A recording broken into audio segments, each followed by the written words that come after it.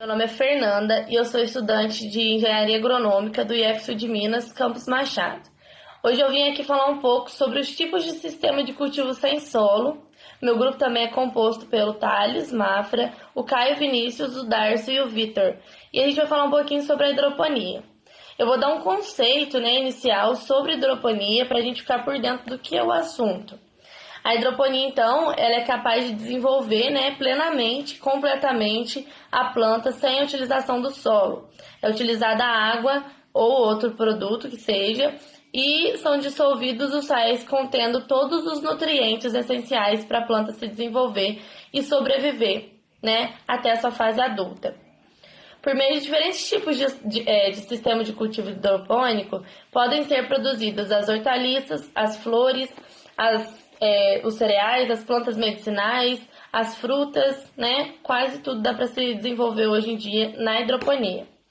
Os diferentes sistemas hidropônicos eles podem ser classificados como aberto, sistemas abertos ou sistemas fechados, de acordo com a forma de circulação da solução nutritiva. O sistema aberto, então, vai ser aquele sistema que a solução nutritiva não vai retornar para o reservatório. Ou seja, vai se utilizar a solução nutritiva, ela vai irrigar as plantas da hidroponia e vai ser descartada. Já diferente do sistema fechado, que é onde se usa uma solução nutritiva apenas e ela vai ficar correndo e voltando para o reservatório, circulando, irrigando e voltando para o reservatório. E assim acontece um ciclo,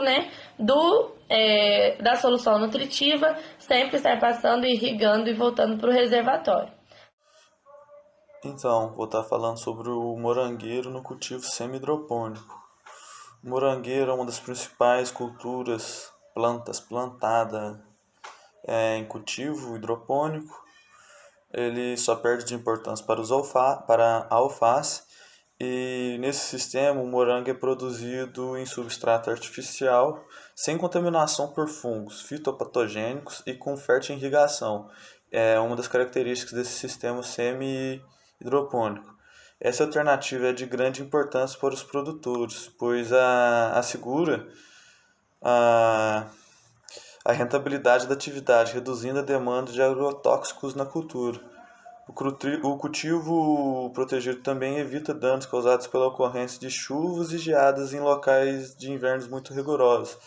É uma das características que fazem escolher esse sistema sem solo no sistema semi-hidropônico é que o produtor não necessita de fazer rotação das áreas de produção, prática necessária para reduzir a podridão das raízes do sistema convencional de túneis baixos. Dessa forma, pode-se triplicar o potencial de uso da área de terra. Os tratos culturais, que podem ser realizados em pé, o que favorece a contratação de mão de obra, e o novo ciclo de produção, que é estabelecido com a troca de saco plástico do substrato a cada 2 anos. Então, a cada 2 anos que você vai estar trocando o substrato. Boa tarde a todos. É importante, primeiramente, estar falando dos benefícios que a construção de uma estufa pode gerar para a produtividade.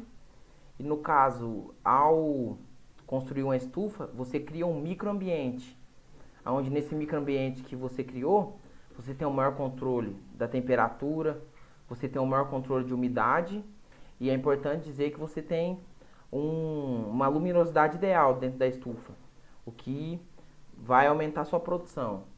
No caso, a Embrapa do Rio Grande do Sul, ela fez o custo de produção para uma estufa de 315 metros quadrados, onde primeiramente foi feito o custo de produção para os materiais que seriam utilizados na irrigação, que no caso os gotejadores, o filtro, os tubos, a bomba. Também foi feito o custo de produção para construir a estufa, que no caso utiliza filme plástico, corda de poliéster, os pregos e a tela de nylon verde. E no caso, por último, foi feito a cotação, o custo de produção para adquirir as madeiras que seriam utilizadas no palanquete, que foi utilizado o eucalipto, as tábuas e as guias. E também foi utilizado, foi feito um custo de produção para observar o valor das mudas, que foi utilizado 1.200 mudas, o que deu um custo total de produção de R$ 5.311,60. Prazer, meu nome é Caio. Da continuidade aqui, tá falando um pouco sobre substratos para morango hidroponia, que também os substratos são considerados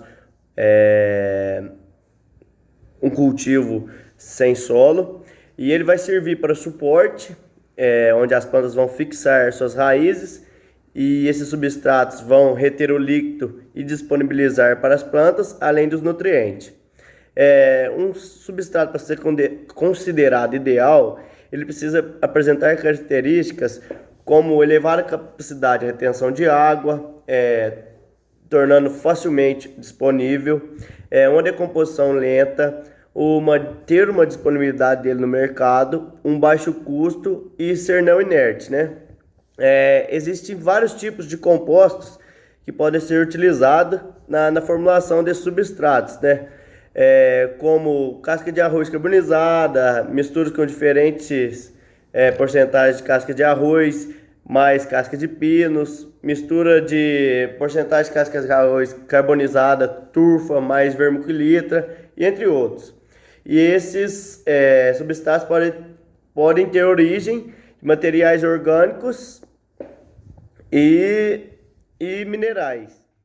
Boa tarde a todos. Dando continuidade no assunto, vou falar sobre a solução nutritiva utilizada, né, no sistema semi-hidropônico da cultura do morangueiro. Essa solução nutritiva ela vai ser a água mais os sais, né, dos elementos essenciais diluído nela, que é essa solução que vai rodar no sistema, fornecendo aí os nutrientes para as plantas. Esses sais, eles possuem, né, suas respectivas concentrações mediante a cada cultura. Cada cultura vai demandar uma concentração diferente de cada nutriente.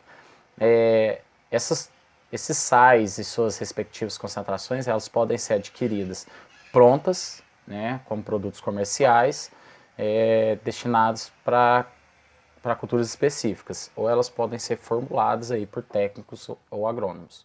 Os dados apresentados foram retirados aí do site da Embrapa e eles são resultado aí da pesquisa da Embrapa Uvivim, de Vacaria, Rio Grande do Sul.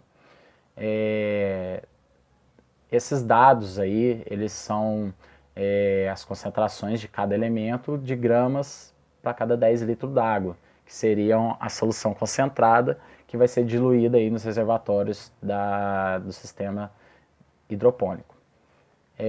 Nota-se que são 3 soluções, né, onde A apresenta certos elementos e B e C apresentam elementos que não são presentes na A e vice-versa. A solução A ela vai ser utilizada em toda a vida da planta, isto é, ela vai ser utilizada na fase vegetativa e na fase reprodutiva. B e C, elas já são a que vão ser alteradas, né, mediante a fase de desenvolvimento. Então, o que a gente vai ter? Na fase vegetativa vai ser utilizada as soluções A mais B e na fase reprodutiva vai ser utilizada a mais C. Os nutrientes da solução nutritiva devem ser repostos à medida que essa água vai circulando no sistema. É necessário ter um condutivímetro, né, um equipamento que vai medir aí a condutividade elétrica da solução. Ela vai nos indicar quantos íons livres tem na solução e com esse valor a gente vai saber quantos de nutrientes a gente vai estar repondo, né, nessa solução. Outro fator seria o oxigênio dissolvido na solução, mas como se trata de um sistema de 3 fases, a porosidade do substrato ele vai garantir aí a aeração do sistema radicular. Para finalizar, as soluções A, B e C elas não rodam juntas e o regime, né, dessa fertirrigação vai variar aí com o estágio de desenvolvimento da planta, com o clima também e com a cultura.